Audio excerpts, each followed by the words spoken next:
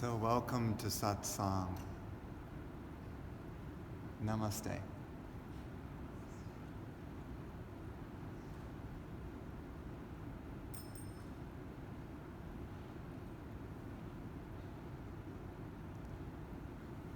This is going to be like an energy bath, and something that I do all the time. It's pretty much kind of my whole path, because what I've learned for me personally is that the foundation of the path is how do your energetics look? Like how clear are they? And many people miss the energetics. They don't know what chakras are, energy centers, and nadis, the energy channels. They don't know what the aura is. They think, oh, it's all invisible, so it must be woo-woo. Like, not real. But just because you can't see it doesn't mean yogis with eyes to see will be able to see all of your energy channels and see what's clogged and what you need to do in order to purify them and clear them so your energy can flow through, right? And that's called enlightenment. You heard the term. Enlightenment. It's the illumination of your whole being, such that then your actions and your words and your thoughts are aligned with this light. So you'll naturally be helpful to people, you'll naturally be loving, you'll naturally be joyful, because all the channels are open. So my intention today is to invoke the presence that you can connect with to really empower that purification process that I'm speaking of. So, and that's also why I call it mystical, because it doesn't really make any sense to the logical mind. We don't really understand it, but something definitely is happening. And I was talking at this service today that Christ indeed was a mystic. And in fact, in the Bible, it talks about opening the 7 heavens. You heard that before? Which are the 7 chakras. So even the Bible mentions it. It's just that it's been kind of like pushed somehow. The mystical part has been pushed out. And I think that has a lot to do with church and government. Church and government about specific ways that they want to present religion in a way that people will believe something. But this is more about, in a way, feeling something rather than believing something. Sensing something rather than learning something. So, can you feel it? Can you feel the presence? This is also your opportunity to practice that, to practice sensing the subtleness of your own being. And the more you do that, the more this spiritual path will make sense.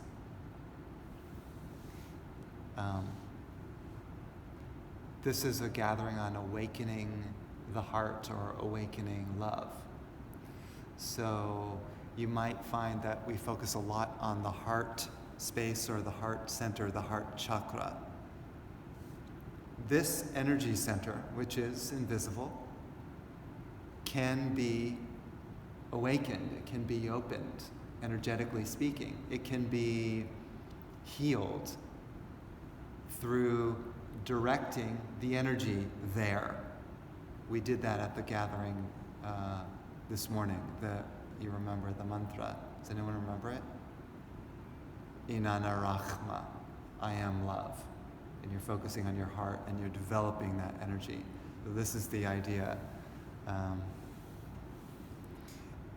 And so the first most important thing is simply to set our intention to feel the energy here in this gathering. Once you really get sort of serious about your intention is another name for prayer. Once you really feel, I want this deeper connection and communion with the energy, then that will take you, that intention will take you deeper. So let's do that right now. And actually, you can even kind of go with me like this. And just in your mind, just think, I'm setting the intention to connect as deeply as possible to the energy and presence here.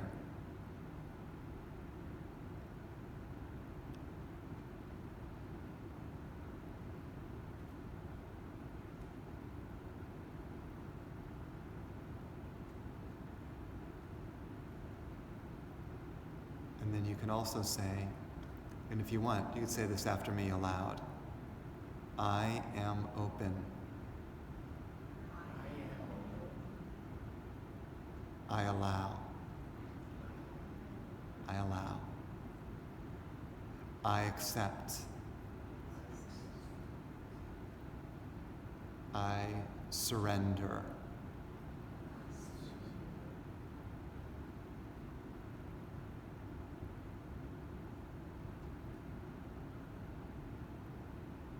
And then when you state those words aloud, it's like it goes deep into the subconscious and unconscious mind and starts to open those places maybe where you're not normally open. One thing to note is the majority of your mind is in your subconscious and unconscious. You have no idea that those are ruling you, and your actions and everything that you're thinking pretty much comes from there. Meaning, in a sense, we're robots. We're obeying our subconscious and unconscious mind. A true yogi has cleared all the patternings of their subconscious and unconscious mind so that they're free, they're open, and everything that they do is spontaneous. Not programmed by what I did yesterday, or this is how I brush my teeth, or this is how I look at people, or this is how I judge, or whatever. It's completely spontaneous living. Completely inspired living. Inspired just means even your thinking is inspired. So it comes from a different place. It's not coming from a limited mind that has been programmed by society, family, and friends. It comes from a cosmic mind and sort of into you, and you have these sort of extraordinary thoughts. Then people wonder, like, wow, where are these coming from? That's profound thinking. You're a genius. No, you're not a genius. You're just simply open to another frequency that's beyond a normal human. But in order to get there, you have to clear your subconscious and unconscious mind. And here's a hint. You can't just use your conscious mind to clear your subconscious and unconscious mind. It doesn't work that way. You know this very well. Otherwise, it would already be conscious. So all these are sort of blind spots and blocks from feeling the true cosmic presence or the infinite presence of life. So the gathering or the satsang, this particular place, helps to go deep into your subconscious and unconscious and clear things that you normally would not be able to get to. And that magic, which I described this morning, is called the grace. You know that song, Amazing Grace? What are you praising? The mystery, the mysterious power of God,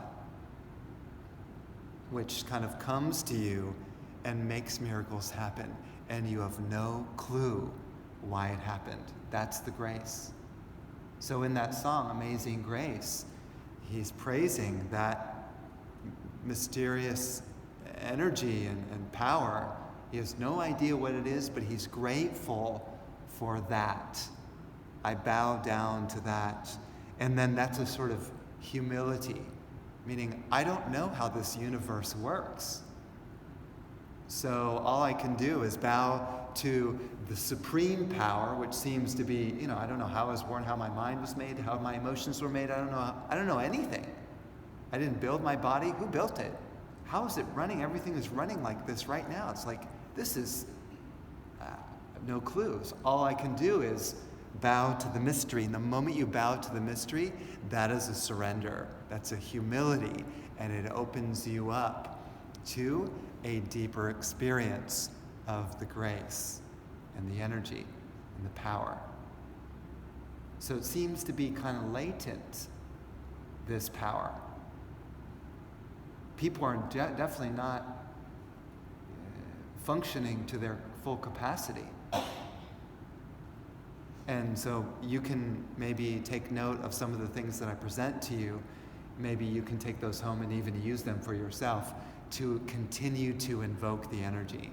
Because I didn't really want this to be just a one-time thing where you just came for some sort of show, performance or something. Like, this is a serious spiritual practice that, you can take to heart, and every single day keep working on clearing yourself. And you'll find, as I did, at some point, enough of the blocks have been cleared out that you have a totally different experience of life. That happened to me originally in 2007. I went to a spiritual retreat in Austin, Texas. We had a really deep breath session. Breath clears a lot, by the way. Huge amounts of karma get cleared through breath. And after 45 minutes, something happened to me. Something turned on like a switch inside, like a current, electricity, and just, it started flowing upwards and pushing me into meditation. And I didn't have to do anything, like, I gotta still my mind.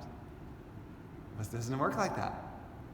Like a fountain of energy just pushing up. And so now, and ever since then, it just continued on and on. So now I'm sort of in this walking meditative space all the time. So it's a nice place to be because it's always peaceful, where everyone is running around, worrying about getting this done, just sort of like,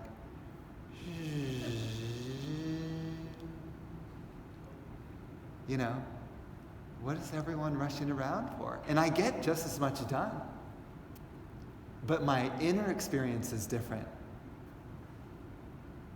And that's inner experience means, is your mind racing to here, to get here and there and get here and there? Like this sort of movement that's stressful. Starts to make your heart race. So stressful. The mind thinks so much. What should I do? What should I do next? This and that. And then we become this sort of like so focused on doing things rather than just being. Why do we always have to do something? That's why I like it when people come here, because there's not much to do. The rest of the day, you got the whole list, the shopping list or the to-do list. Here, your to-do list, 0. Nothing, no to-do list. Please don't do anything.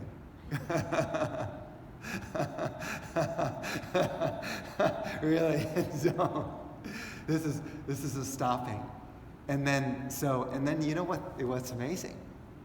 When the doing stops, and by the way, doing happens only when your mind is active. It's not the physical doing. It's when your mind starts to rev up that the doer arises. That doer is an illusion. That is an illusion. It's made up. The mind says, I'm doing something, and therefore the doer comes and arises. When the mind becomes still, you realize there is no doer.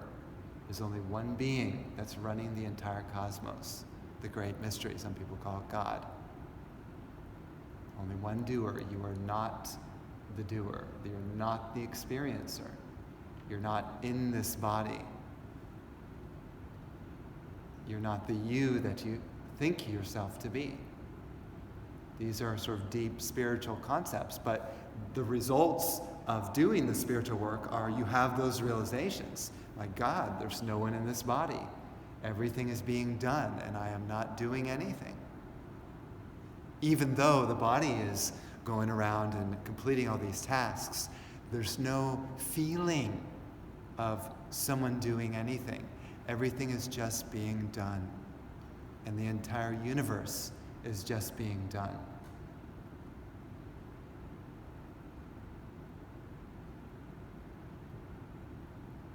So this is kind of, as I said, kind of the final results of spiritual practice is to get into that state. And it's so nice because when you're gone, when you're out of the way, then the universe can really run your being quite much more efficiently than you can.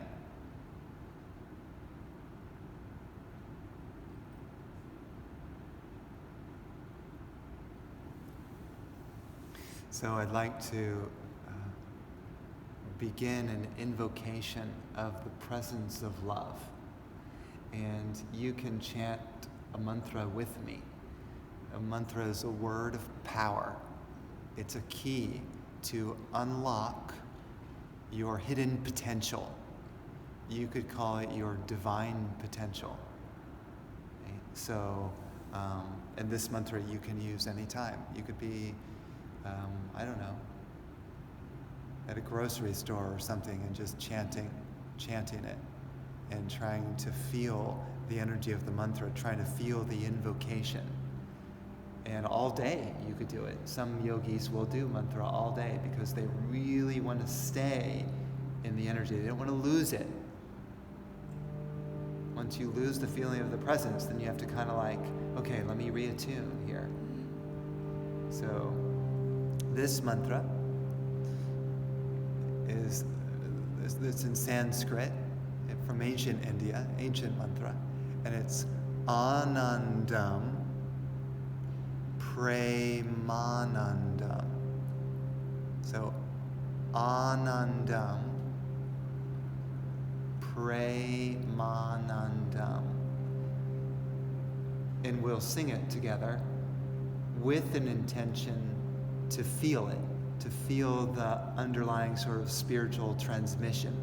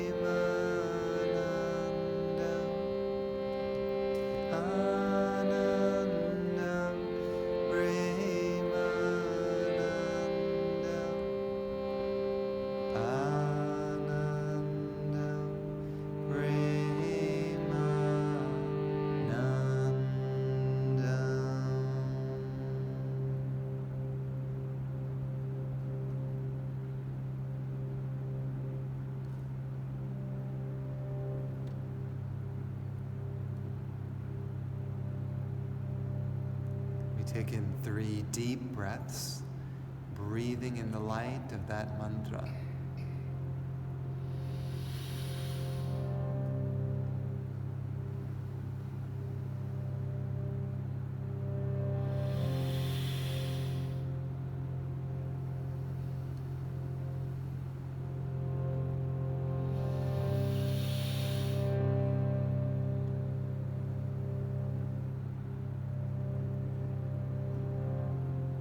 Just relax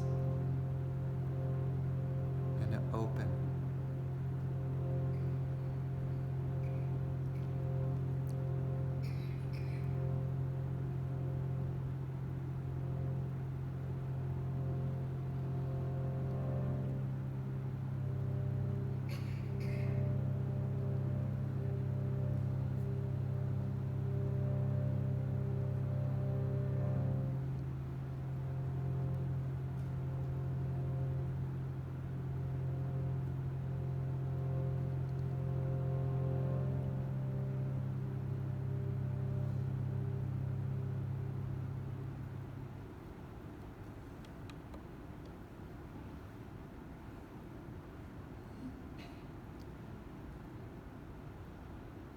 So there's one person here that really got it. You know who that is? Him. He got it. He got it.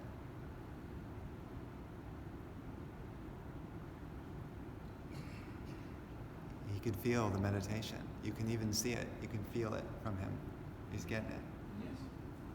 Right? So that really says something. Oftentimes animals are far more open than people to spiritual energy. We as humans have clouded our hearts so much with just all the hard knocks of life, the difficulties and worries. You know that's why Jesus kept saying to people, don't worry so much about accumulating material things.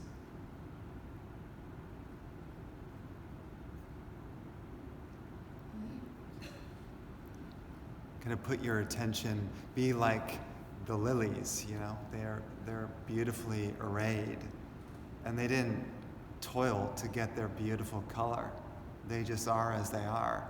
So even the flowers are just the plants, so simple in this sort of beautiful meditation, and they're just releasing this perfume into the air, where humans are rushing around and really, really worried about life.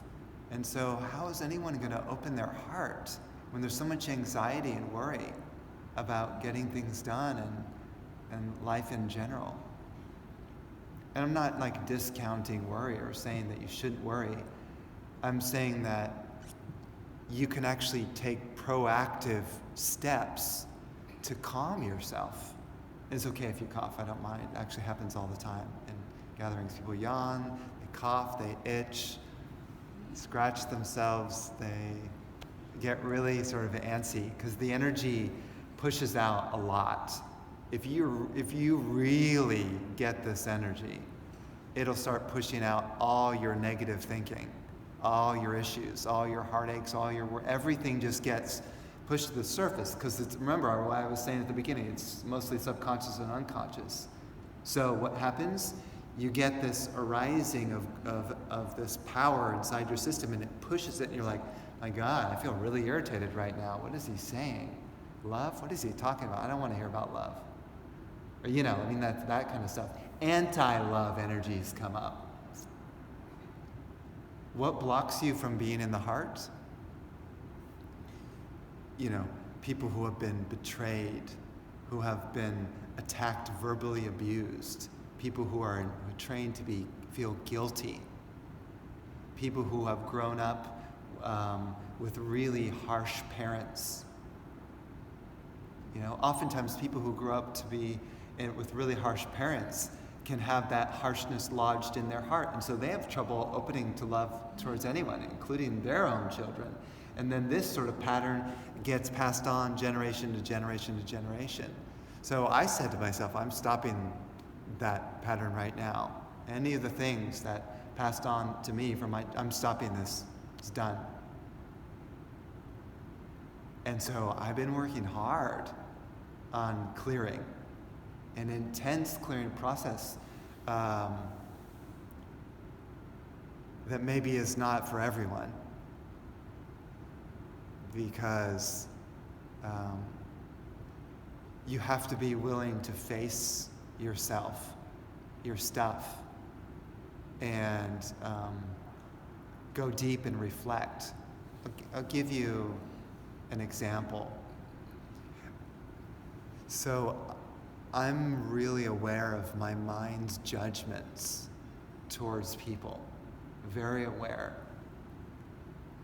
I can feel it come up like, well, that person was mean, that person wasn't nice, or that person was really nice, and that person was cute, or whatever it is. I can feel the judgments come, and I have this sort of ability to just kind of stop it and clear it again. Because the moment you go into judgment, you create separation.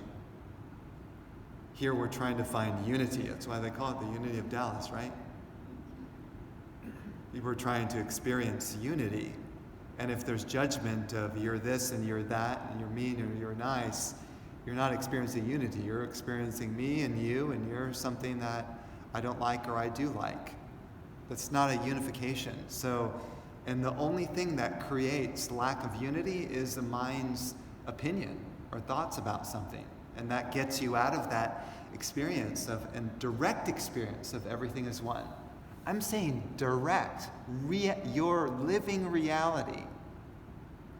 So you don't feel other people around you, or a room, or chairs, or dogs, or cats, or air. You don't, everything is literally one.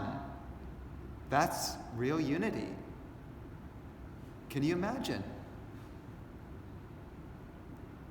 Remember how I said there's no person in here?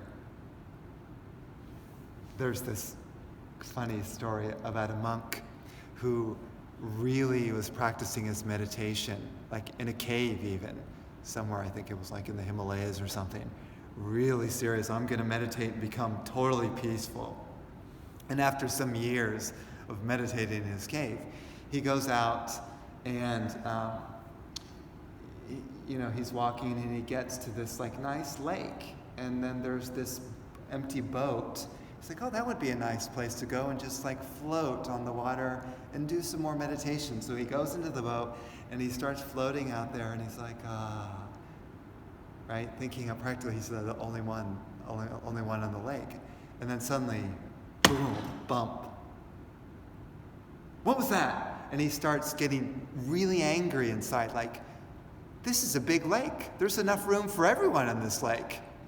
Why did someone ram into my boat? Like, kind of like, how dare you type of thought. He opens his eyes and he looks, and another boat had hit him, but there was no one in the boat.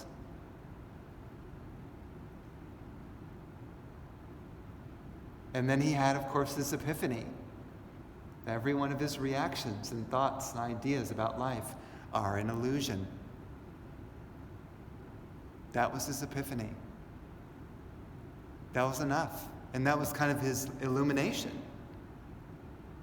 That all these are sort of empty boats, all of us, empty boats, and we're knocking into each other. And knocking just means interacting, but there's no one in there. We think there's something inside here and there, but there's nothing. There's just one infinite being. You could call it just space, one cosmic space, that's it. Everything else is made up, assuming that there's someone in the other boat. Does this make any sense at all? Yeah. I mean, it's a metaphor, I know, but it's trying to point to something really profound, which is that our mind is fooling us, fooling consciousness into thinking that there's someone out there.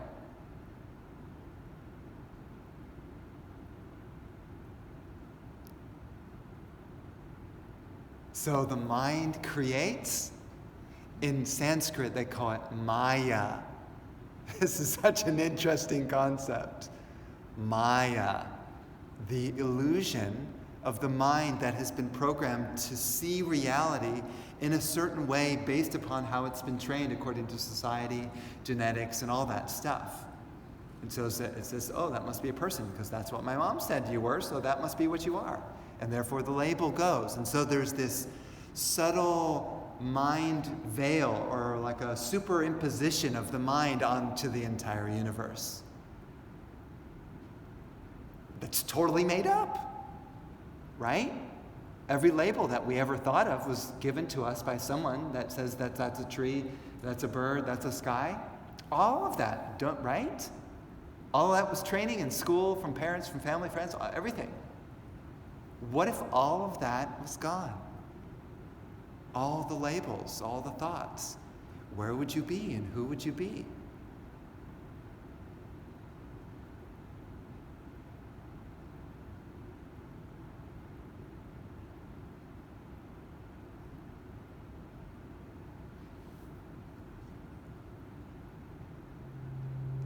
So here's another mantra for invoking the love.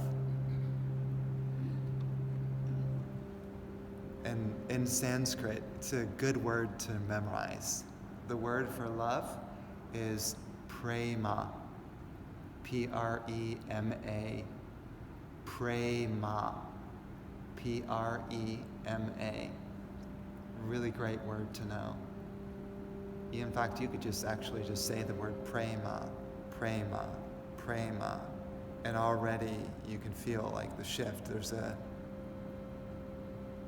sort of this powerful shift that occurs where your being starts to align with the presence of love.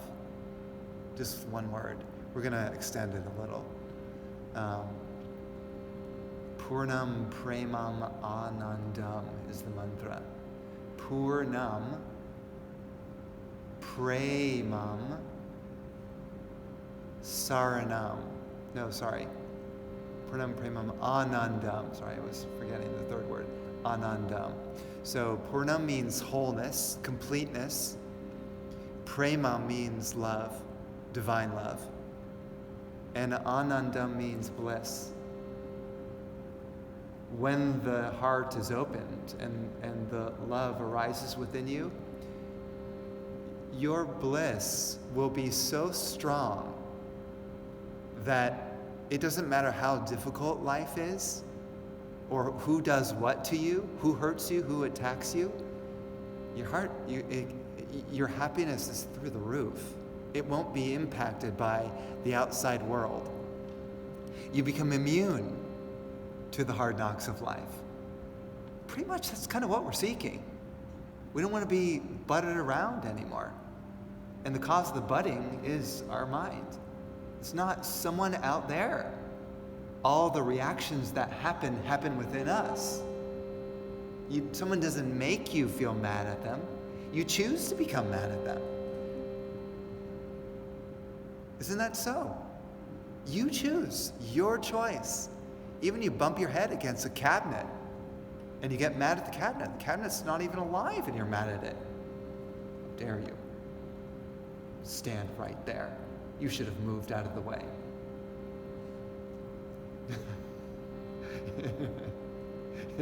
I'm just kind of trying to describe the ludicrousness of it, if that's a word, the ludicrousness, the insanity of our mind that reacts to an immovable cabinet. You know? So Purnam Premam Anandam. We can sing it together. You're allowed to sing. You can kind of follow her lead because she's actually leading you all. And if you like, you can also harmonize with it too, which I bet you can. So Anandam Premanandam. Purnam Premam Anandam. See, I keep like switching. Man, my mind is gone. Even I'm confused.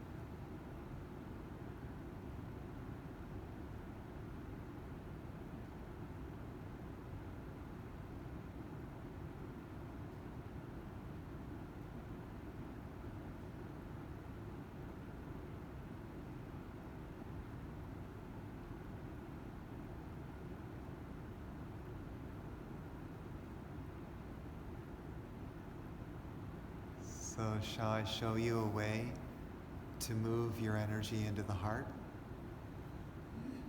Is that a good idea? Yeah?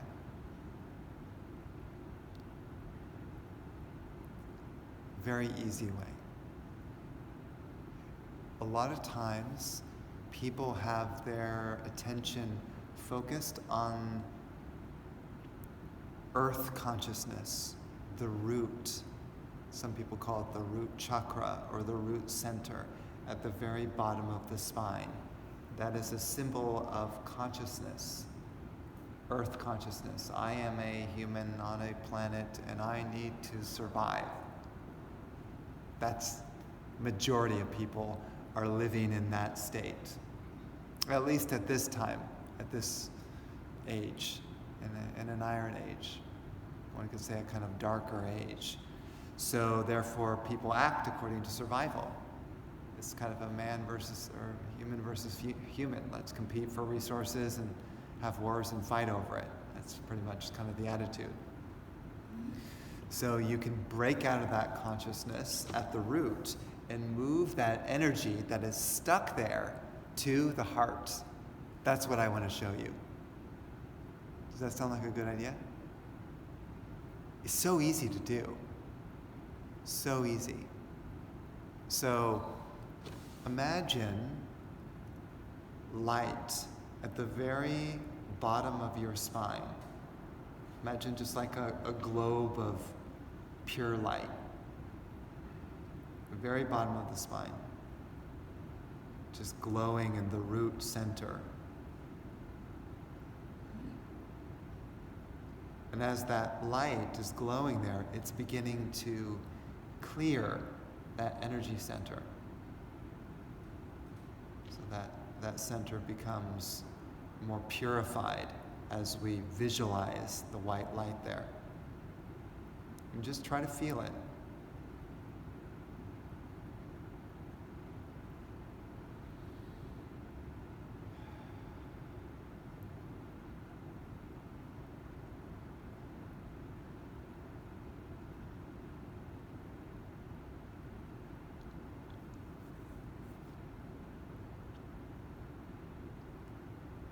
And then you use your breath and you breathe the light up the spine into your sacrum, or the sacral center. It's an energy center there. So you breathe through your nose and imagine pulling the light up from the root into your sacrum. So you go, and the light moves up. So the breath really helps to kind of pull your energy up. That's a key thing. So try that. Breathe up, in, and then it moves to here. And then imagine that the light is glowing in the root, in the sacral center, the sacrum at the back of the spine.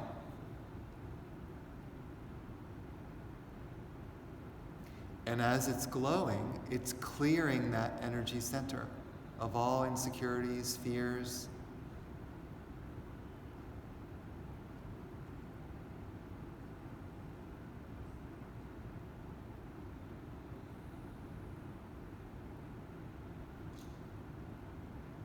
Try to see the light as clearly as you can, glowing at the sacrum,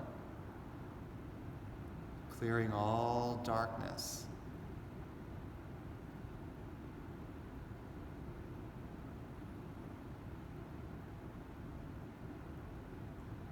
And then you take another deep breath through the nose and pull the light up into your belly, into the energy center here, kind of more of the solar plexus. So breathe it up.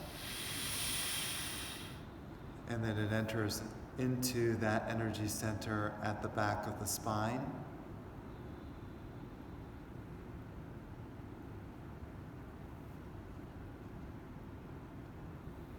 And as the light is glowing there, it also clears that center.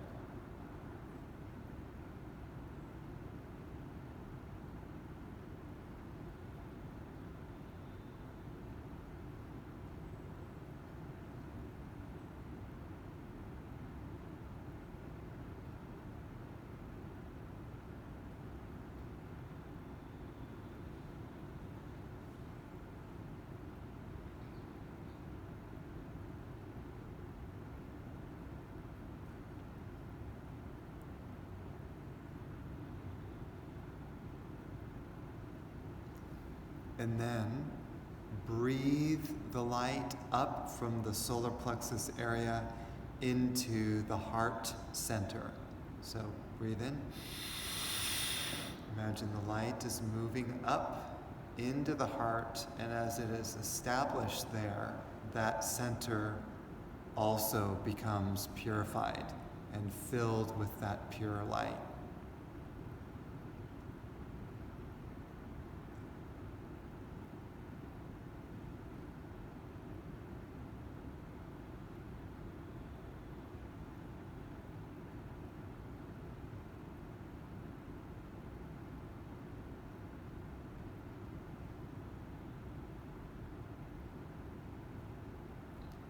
We're going to come back to the heart in a moment, but we're going to breathe the heart energy, or the light in the heart, up into the throat.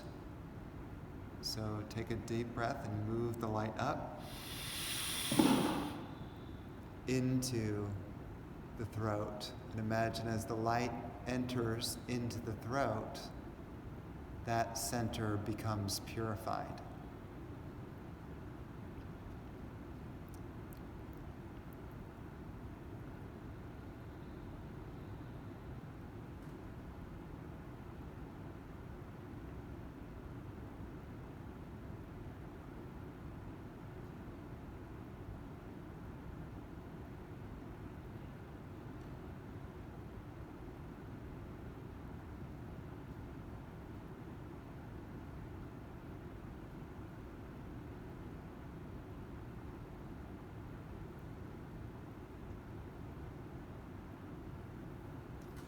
And then we breathe the light up from the throat into what you would call the third eye between the eyebrows, the pineal gland.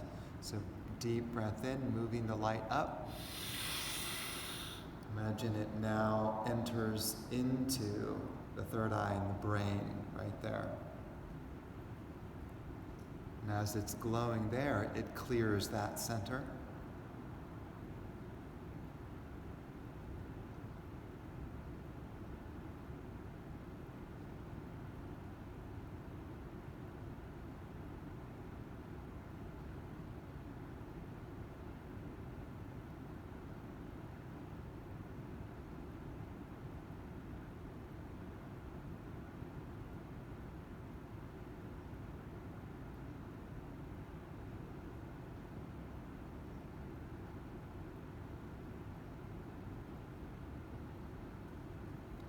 And then we breathe the light up from this third eye space to the very top of the head at the crown. So breathing it up.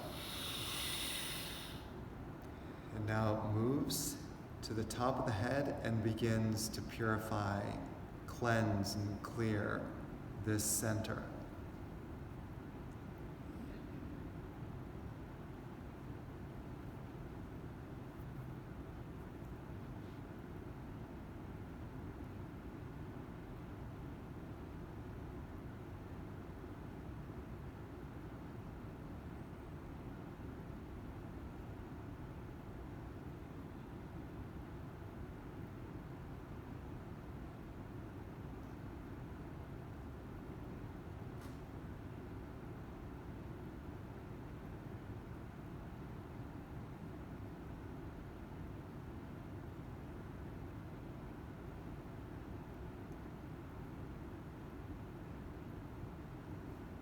And finally, imagine that the light then descends back down into the heart as the final destination. And as it enters the heart, it glows brightly there, a globe of light in the heart.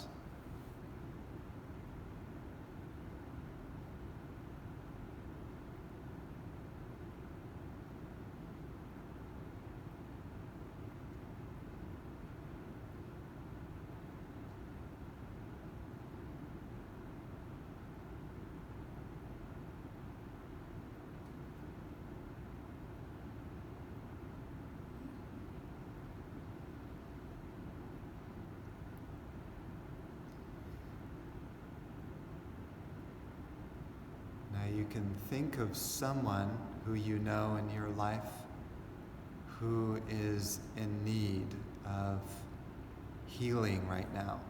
Think of anyone and imagine that that person is kind of sitting right in front of you, or you can actually see their face. You're face to face with them, as if that person is in the room with you right now.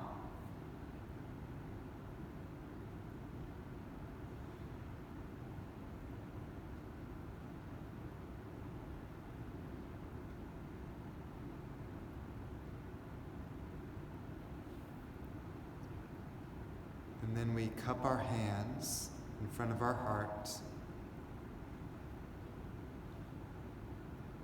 and imagine that that globe of light in the heart just kind of rolls into the palms of your hands.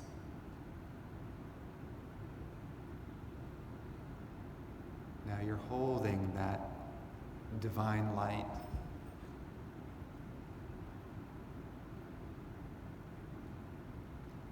And then you can just reach out and place it into the heart of that being in front of you.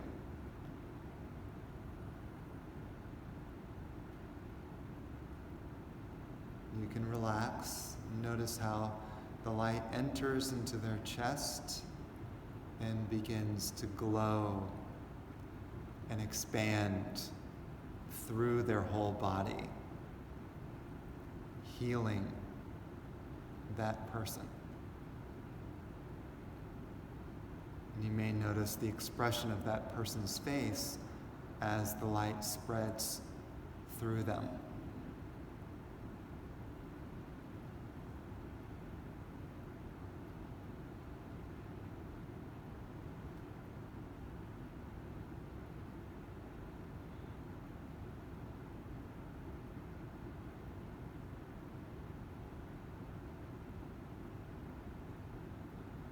Imagine also that the light spreads into their aura, fills their aura, surrounds them.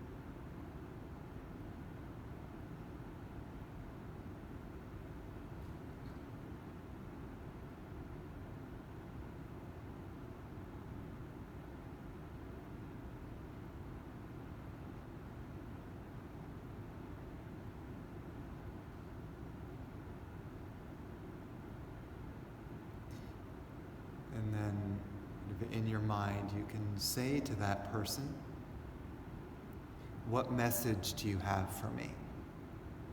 And let them answer.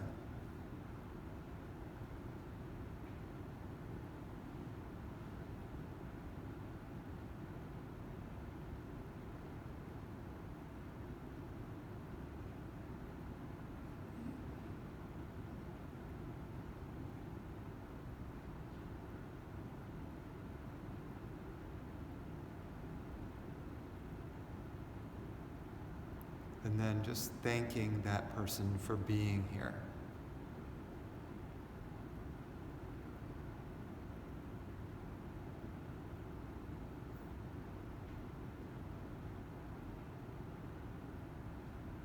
And letting the image go.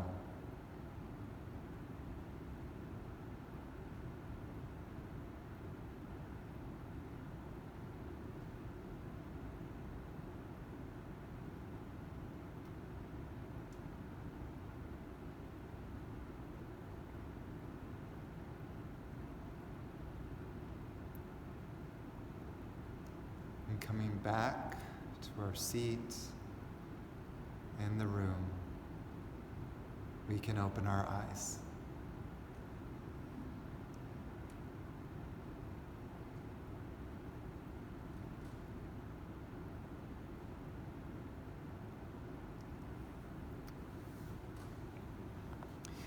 Did you know that prayer is way more powerful when you're in a meditative state? Do you know that? Way more effective when you set intentions for people. People think, oh, if I just say the words, then the prayer works or something like that. That's not how it works. Your prayer is empowered through your connection to presence, to spiritual energy. That's where the real power of prayer comes. If your mind is scattered and you try to pray, it might have some effect. It's a good attempt. I wouldn't say don't attempt. But if you really want to help to heal people and send them good energy, then, one has to really work on spiritually connecting oneself to gain the ability for strong prayer practice.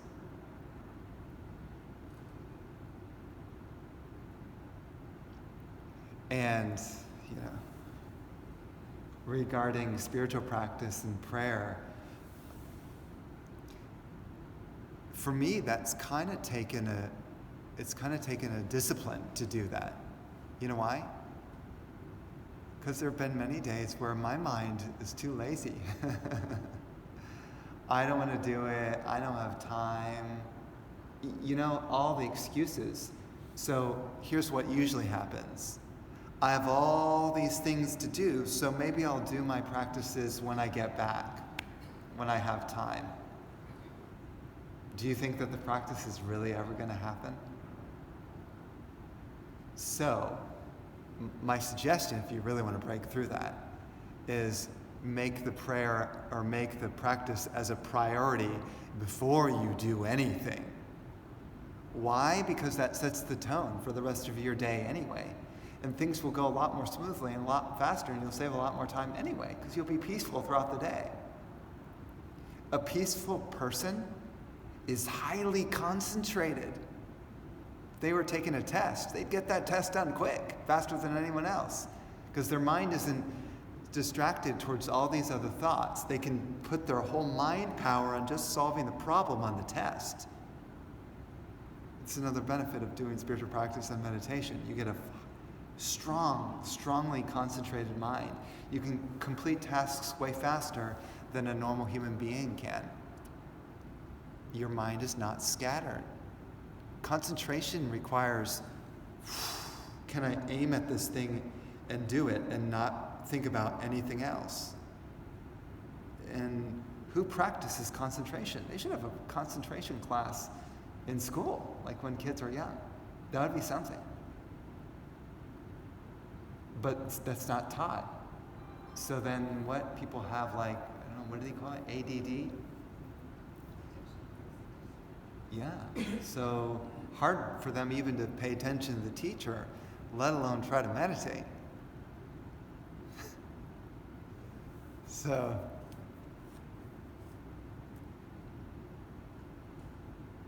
were you able to feel anything from that meditation going up into and then back into the heart? What did you feel? Just still feeling it, lighter. Not sure the words because there was tingling, there was movement inside. Just I could feel the energy in the room. Yeah. Buoyancy. Yeah. Just sending that light to the person, actually sent it to two people. Mm-hmm. Felt it being reciprocated somehow. Mm-hmm. So, felt a lot. See, Considering the thoughts. yes. And see, I ask him because sometimes it's helpful to verbalize what you're feeling. So you go, oh, it's working. Like, I'm becoming more refined. I'm sensing things. Because if we're always, doing things, then we don't really pay attention to the subtleness of our being and what's changing inside. So you could say, I'm kind of like a spiritual scientist, where I'm exploring energies in my own being. It's kind of cool. You could say almost kind of like a spiritual alchemist. Spiritual alchemist would be someone who tries to transform their dark places into light. And again, I'll repeat this.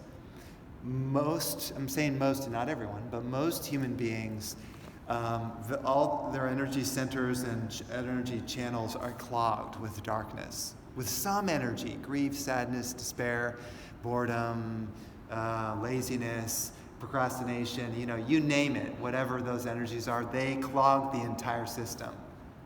So there's not a lot of light there. So they're not experiencing the inner buoyancy. I love that word too, by the way. It's a great word.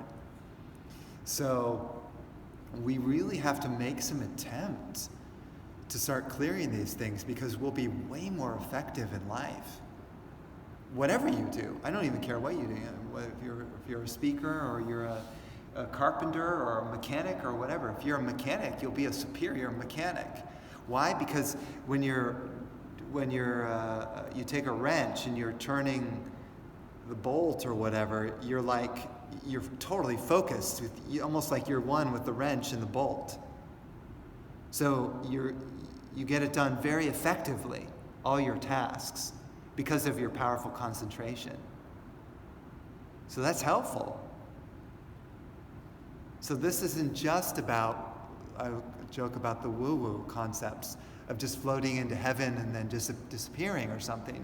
It's about grounding the spiritual energies onto earth, that you can function more effectively.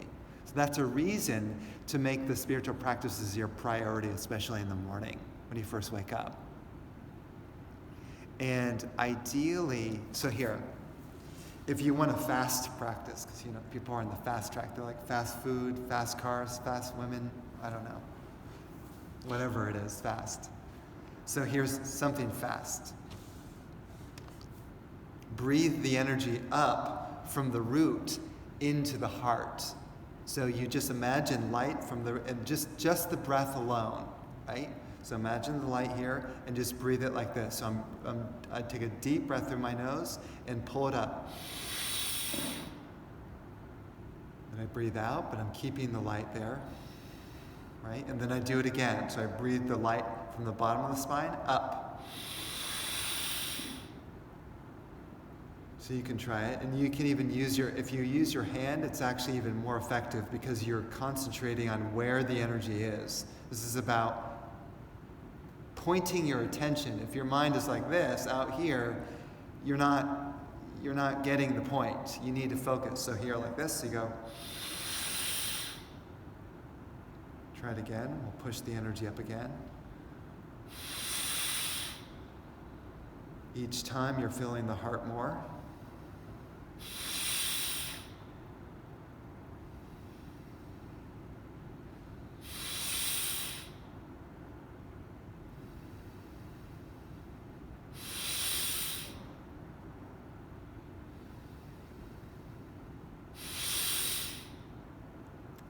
Try 3 more deep breaths, breathing the light up.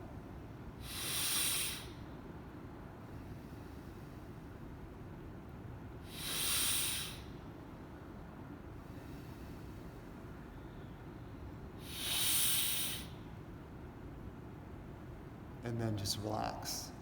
And now notice the change. Try to feel the energy in your heart itself.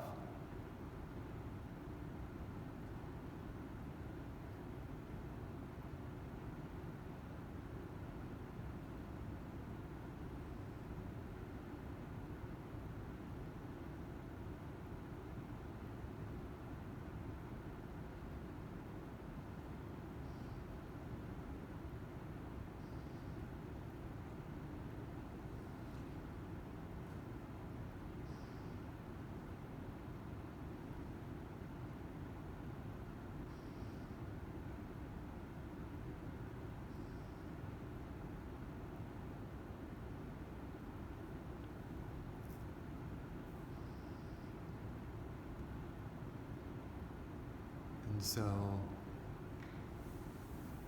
the definition of a human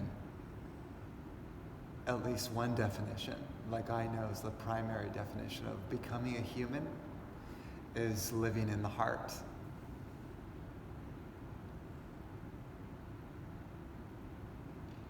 Now, how many people on earth have qualified to reach human? Not many. Most people live in the lower energy centers, which are based on fear and survival and concern and worry and anxiety. So if you've got that, you're living down here. That's not human yet, that's animal. Animal consciousness focuses on just a few things. We all know this. Food, sex, sleep, and fear. That's how animals function. And that's how most humans live in the world.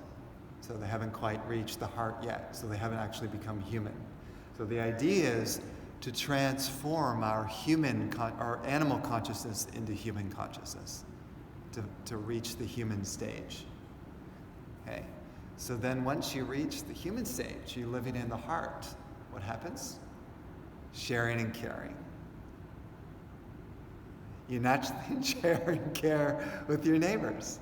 Like it was so sweet, I called up Reverend James, he didn't know me at all, and then he says, yes, speak here, and not only that, but stay on the house, on the property. He just immediately offered that, which was kind of a rare thing I've experienced, kind of rare. There was a golden age, long, long ago, where I could have simply come into Dallas and knocked on someone's door and say, hi, I'm in town to share spiritual energy. I'm a wandering monk. Would you be able to help me find shelter? And they would just let me into their house immediately, no question, no fear. That was the golden age. That's where everyone was living in their heart. Doesn't happen often now. People would think I was crazy if I did that nowadays. Because has anyone ever come to your door and knocked and said, can you let me in? Well, I was going to say, he's like that. Yeah. Yeah. It just doesn't happen that much. Right? So it's kind of, because you're almost like surprised that someone would be that loving or like caring, that cared for someone they didn't even know. Like I didn't know him at all before this. So, but if the heart is open, there's just love. There's a desire to share and care. That's when you become human. Till that, you're striving. Now, so you get to human, then there's another stage, right? Which is crown. Remember we talked about the energy, the light coming to the crown. That stage is what some people call God consciousness. God is a very difficult term to define, so I don't use it a lot. But God could be considered as I am infinite. I'm infinite. I'm everywhere. I'm everything. So when your attention or your energy rises to the top of the head, you start to experience yourself as everything and everyone. No exception. So you're the dog, you're the cat, you're the squirrel, you're the rat. You're the air, you're the building, you're the church, you're the grass. And you feel yourself to be all of it. You're the planets, you're the stars, you're space, you're all the galaxies, all the universes, your time, space, distance, everything. You are that. That is the crown. So think about like the gap, gigantic, right? Between just survival as I'm just this little animal that needs more food and to protect myself, and I'm going to attack my neighbor if they don't do what I want them to do. Right? That's like a dark, sad place to be. There's so much suffering in that. So, how you solve wars is you have all the leaders come to satsang, to a gathering like this. You say, okay, well, we're going to work on transforming consciousness. And once they enter the heart, they don't feel like having war anymore. They feel like going out and giving bread and water to all their I don't know if this works or not. Can you still hear me? Hello? Oh, it's okay. I can still talk, but if you have batteries, you can change it.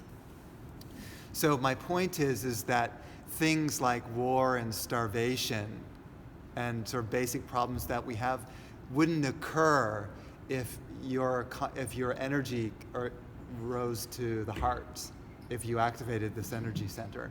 You would always be in the mode of caring and sharing. So there would all the problems that we normally, that we would normally have on Earth would no longer exist. So I feel that song is like a grassroots way to change the world in a sort of mystical way, changing the consciousness of people, because then their actions and their thoughts and their words change, as I mentioned before. Very simple, right? Seems simple. But to get a person who's bent upon war to come to a gathering and say, yeah, I'd like to change myself, you actually have to have some desire to want to feel some love instead of war against your neighbor. Because war against your neighbor means war inside. You have an inner war that is reflected to the outside. What happens inside is manifested out. So if you're conflicted inside, then outside's not going to look so good. But if you're like space, you're beautiful and just you feel the love here, then you're going to see everything in a loving perspective. So even things that seem dark and cruel, you appreciate. You appreciate because, you know why? This is fascinating. You immediately feel like, oh, that person who's the so-called victim of some sort of crime, they're learning something, or they can learn something from this experience. Because the difficulties and challenges in life catalyze change within you to become a greater being, a more expanded being. That's why we even came down to Earth for, so we could experience the difficulties, so we could grow in consciousness. Because if everything is so sweet and lovely, how can you grow? You're not put in any challenge. You have to have challenge to break out into a different level of consciousness. Like, think about this. Like, if everyone was just so sweet and kind and loving towards you, how could you challenge your insecurities, for instance?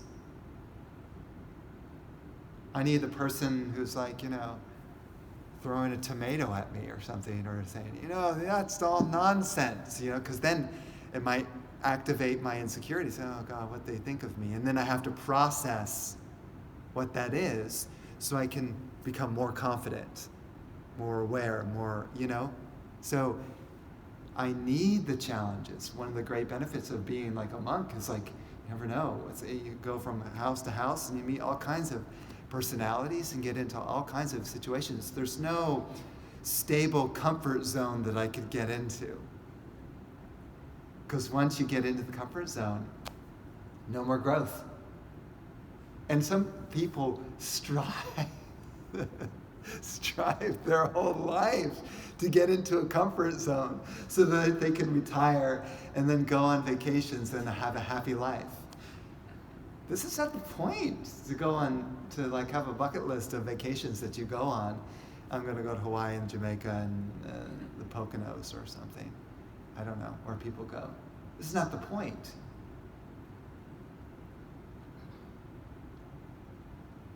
You want to create an inner paradise, not seek out an outer paradise.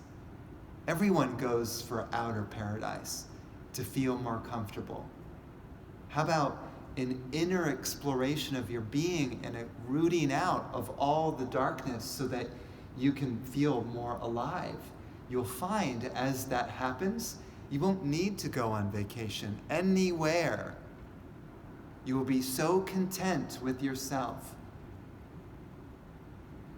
There'll be no need.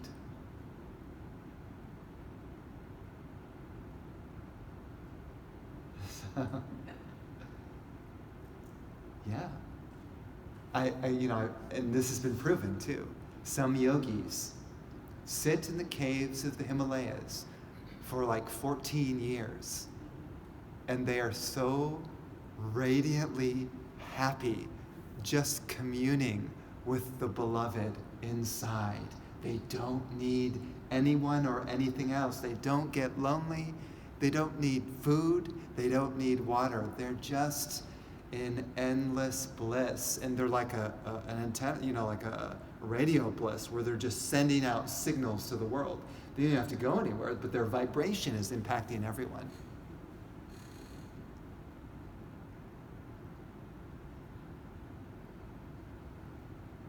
So right here, where I'm with you now, this is my vacation.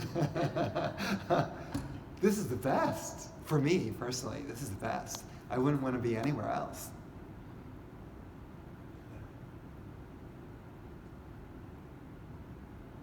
I don't want to do any. I have no plans for the next hour.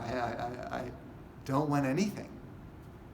I'm so happy as I am, here and now. The happiest moment of my life, now.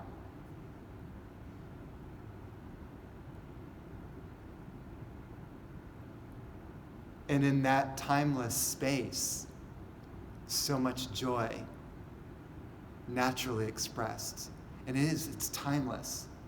Think about this. When the mind comes to a standstill, does time exist anymore? Time only exists when your mind is calculating the next moment to the next. You're thinking one thought and another thought and another thought. That creates time. Time technically doesn't exist except through the feeling of your mind that feels it. That's what time is. True yogis are not living in time. There's no such thing.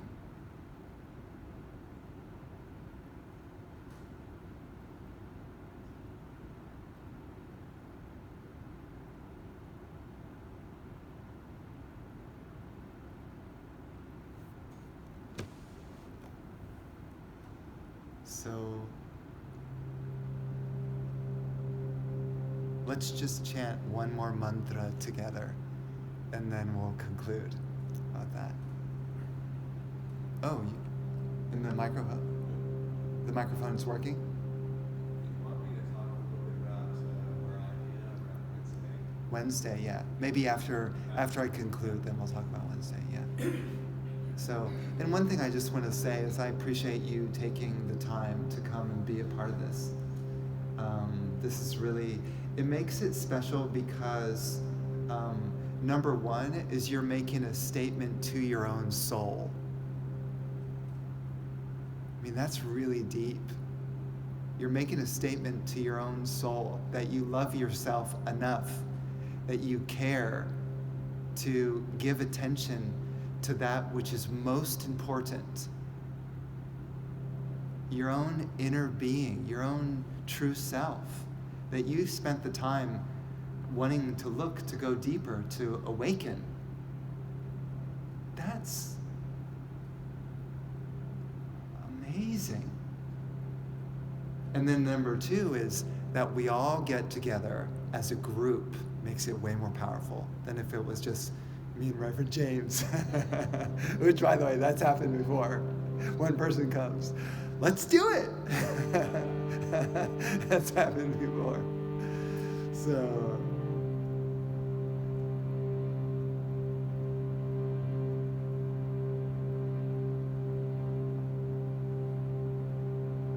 this mantra is the words in Sanskrit, Hari Om.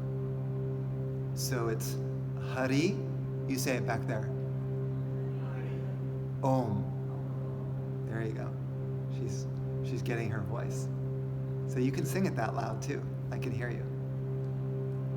So Hari Om means hurry home. Mean come back to your source. Come back to who you are.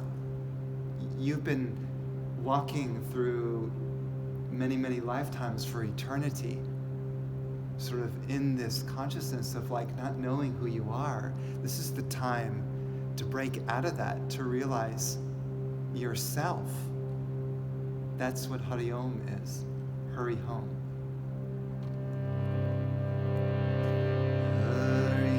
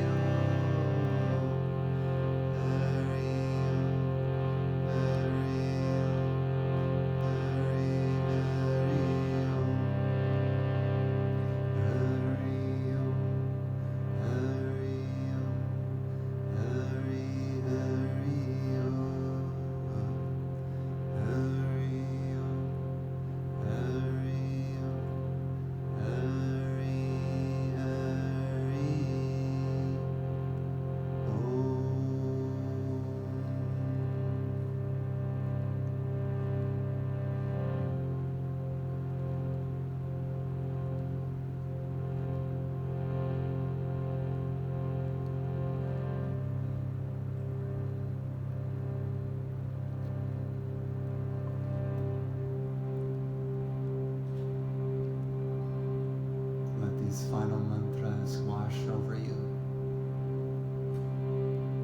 Om Asatoma Sat Gamaya Tamasoma Jyotir Gamaya Mrityurma Amritam Gamaya.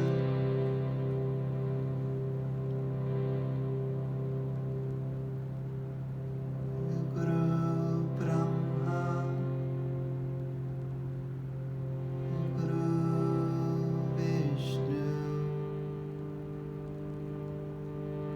Guru Devo Mahendra Guru Sakshat Param Brahma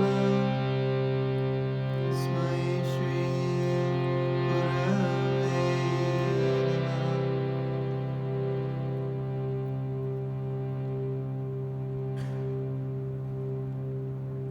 Tvameva Mata Chapita Tvameva Tvameva Bandhus Jasaka Tvameva Tvameva Vidya Ravinam Tvameva Tvameva Sarvam Mama Deva Deva. Om Purnamada Purnamidam Purnat Purnamudachyate Purnasya Purnamadaya Purnameva Vashishyate.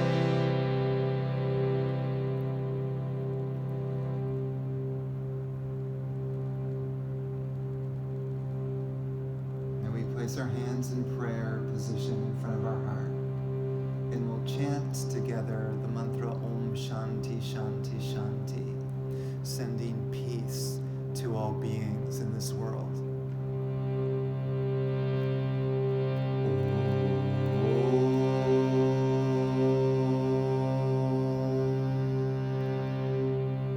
Shanti,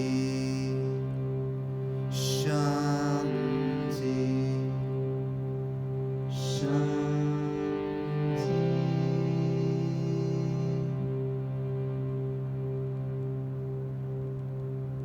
Peace.